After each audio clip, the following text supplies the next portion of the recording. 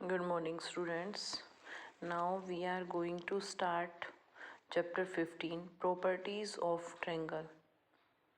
Exercise 15A. Question first. In a triangle ABC, if angle A is equal to 72 degree and B is equal to 63 degree, find C. First of all, we will make a triangle. This is a triangle. As we know that sum of the angles of triangle is equal to 180 degree. जो तीनों angles का जोड़ होता है किसी भी triangle का, उन तीनों एंगल्स का जोड़ 180 होता है। उसमें से आपको दो गिवन है, एंगल ए बी और सी। एंगल ए जो है वो आपको दिया है 72 डिग्री और जो एंगल बी है वो दिया है आपको 63 डिग्री। तो एंगल सी आपको क्या करना है, फाइंड करना है। तो सबसे पहले हम लिखेंगे sum of the angles of triangle is equal to 180 degree. जो हमारे एंगल हैं वो कौन से हैं, ए बी और सी। उसमें से ए और बी आपको गिवन है, देन प्लस सी। 180 माइनस जो आपके दोनों एंगल्स का जोड़ है वो 180 में से माइनस करके आपको लिखना है। बिल्कुल सिंपल क्वेश्चन है, आप 6 क्लास में भी कर चुके हो ऐसे क्वेश्चन। क्वेश्चन नंबर सेकंड भी एज इट इज है। उसमें भी आपको दो एंगल दिए गए हैं, ई और एफ। निकालना आपको क्या है, डी एंगल फाइंड करना है सम ऑफ एंगल्स का यूज करके। क्वेश्चन नंबर थर्ड भी बिल्कुल सेम है जैसा फर्स्ट था। दो एंगल्स आपको गिवन है, थर्ड एंगल निकालना है। तो सम ऑफ एंगल 180 में से टू एंगल्स को आप लोग माइनस करोगे, आपका जो थर्ड एंगल है वो निकल जाएगा। क्वेश्चन नंबर फोर्थ में जो है आपको क्या दिया गया है, क्वेश्चन नंबर फोर्थ है find the angles of triangle which are in the ratio 4:3:2। आपको रेशियो वाले चैप्टर में भी मैंने आपको बताया था, जब आपको रेशियो में कोई वैल्यू मिले तो हम उसके पीछे एक्स लगा के उसको वैल्यू लेट कर लेते हैं। तो एंगल तो आपका suppose the angles of triangle थे 4:3:2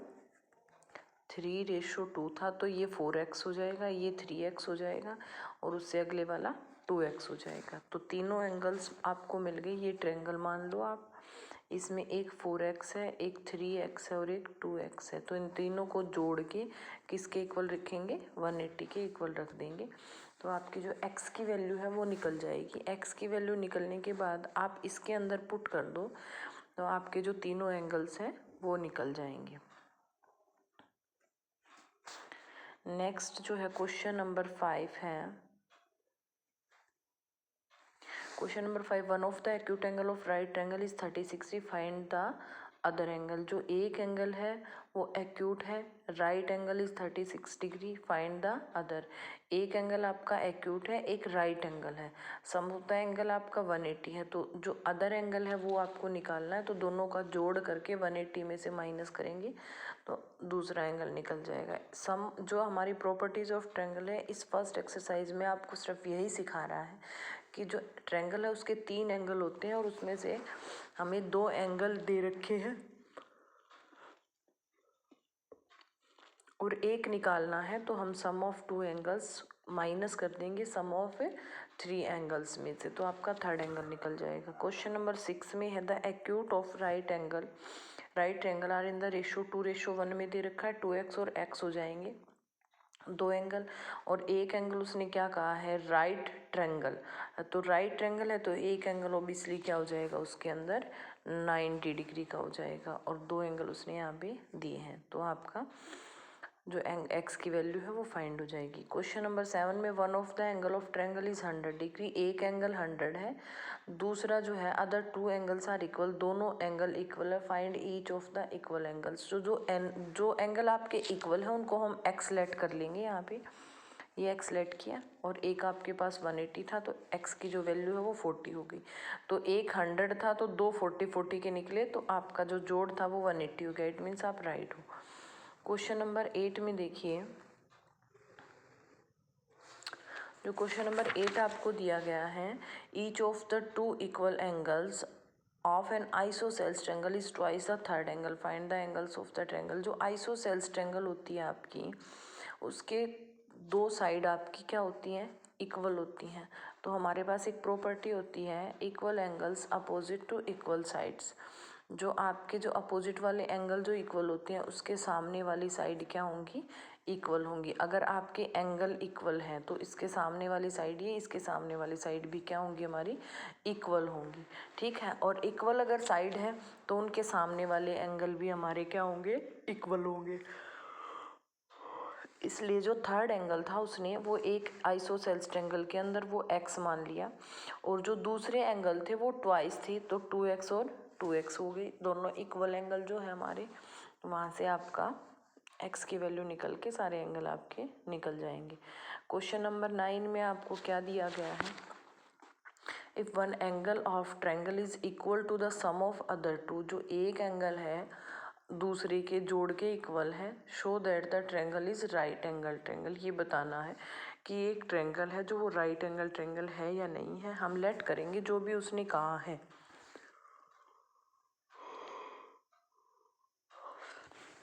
उसने कहा जो एक एंगल है वो दोनों के जोड़ के इक्वल है। इट मीन्स जो एंगल ए है वो बी प्लस सी के, जरूरी नहीं आप एंगल ए ही लो, आप एंगल बी भी is equal to angle A plus C के ले सकते हो। एंगल सी आप किसके ले सकते हो, ए प्लस बी के ले सकते हो। ठीक है, उसमें उसने कहा है एक एंगल लेना है, कोई भी एंगल लो, पीछे जो है दो एंगल बच गए उनका जोड़ करना है आपको। और ये सबको पता है कि एंगल का जोड़ जो होता है तीनों एंगल्स का 180 होता है। तो b प्लस सी की जगह पे क्या लिखा हमने, a लिखा, तो 2a हो गया। एंगल a जो था वो 90 डिग्री आ गया हमारे पास। उसके बाद जो अगर एक एंगल हमारे पास 90 डिग्री आया है तो उसने कहा था कि ये शो करना है कि जो ट्रायंगल है वो राइट एंगल है। तो 90 आते ही हमारी क्या हो गई, ट्रायंगल राइट एंगल हो गई। क्वेश्चन नंबर 10 जो है आपका, क्वेश्चन नंबर 10 के अंदर देखिए आप, in a triangle A B C if 2 angle A 3 angle B and 6 angle C calculate A B C आपको बताना है। कुछ भी नहीं है, थोड़ा सा मुश्किल इसने दिया है। एंगल ए जो था वो इसने यहाँ पे x/2 डिग्री, इन सब को क्या मान लिया इसने, x मान लिया इन सब एंगल्स को, क्योंकि इक्वल है। तो यहाँ से एंगल ए की वैल्यू आ गई x/2, बी की वैल्यू आ जाएगी x/3, सी की वैल्यू आ जाएगी x/c, और तीनों का जोड़ क्या होता है 180 होता है। तो यहाँ से हमने x की वैल्यू निकाल ली। जो x की वैल्यू थी उसके अंदर पुट कर दिया। जो एंगल ए था x की वैल्यू 180, 180/90, 180/30, 180/60, बिल्कुल ईजी है। इसने यहाँ पे x जो माना था 2 angle A is equal to x, angle A को इधर रखा और x के बाय में 2 ले गया। इस तरह से आपकी ये वैल्यू निकली है। क्वेश्चन नंबर 11 में देखिए, we know that the angle of equilateral triangles, all the angles of an equilateral triangle are equal. सबको पता है भाई इक्विलेटरल ट्रायंगल के जो तीनों एंगल होंगे वो हमारे क्या होंगे, इक्वल होंगे। इक्विलेटरल एंगल ट्रायंगल है तो तीनों का जोड़ क्या होगा, 180 होगा, तो x की वैल्यू निकल जाएगी। क्वेश्चन नंबर 12 देखिए आप, क्वेश्चन नंबर 12 में आपका क्या है, in the given figure D E parallel है किसके, बी सी के। आपको फिगर दिया गया है इस तरह से, ये आपका फिगर है ए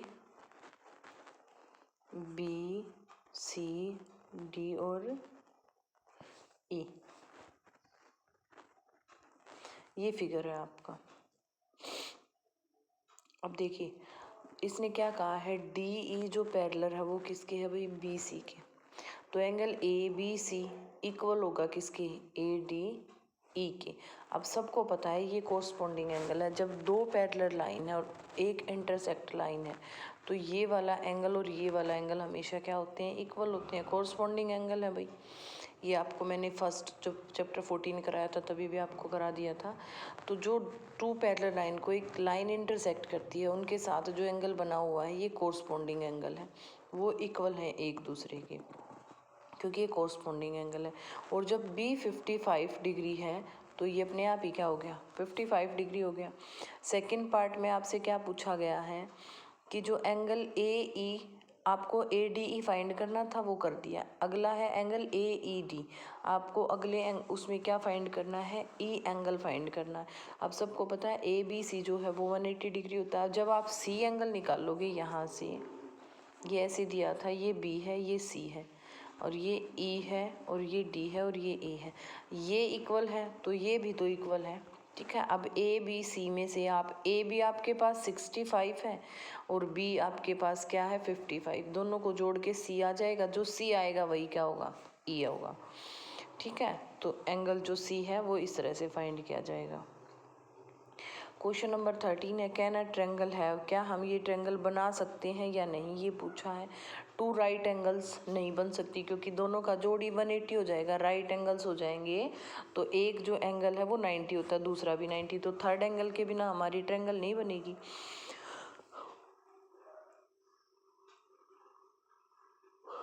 उससे अगला देखिए, two obtuse angle. Obtuse angle जो होते हैं हमारे वो क्या होते हैं 90 to 180 होते हैं। अगर एक एंगल मैंने कितने का बना दिया है यहाँ पे 100 का बना दिया, दूसरा 200 100 200 हो जाएंगे, बिल्कुल नहीं बनेंगे। एक ऑब्ट्यूज और टू एक्यूट बन सकते हैं। अगला टू एक्यूट एंगल्स बिल्कुल बना सकते हैं। टू एक्यूट एंगल आपने बना दिया 45 और एक बन गया 90 का।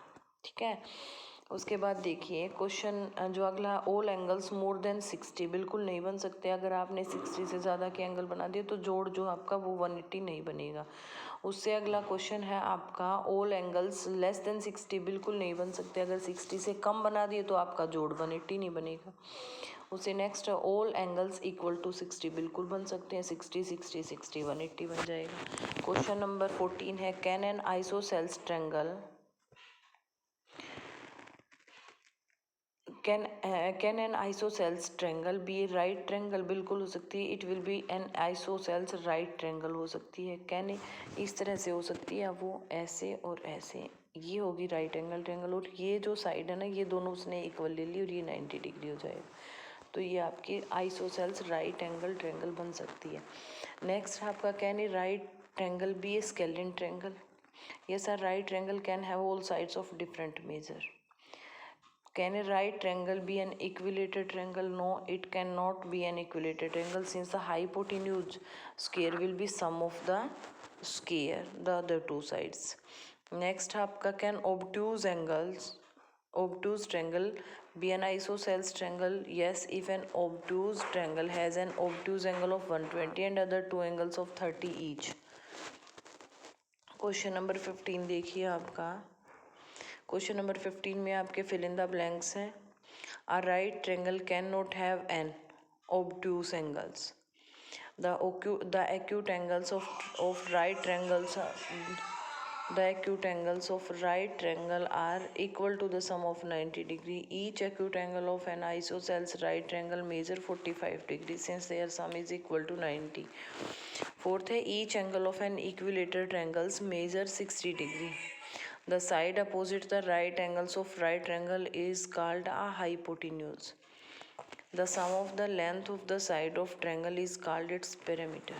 जो सभी साइडों का जोड़ होता है उसको हम पैरामीटर ही कहते हैं।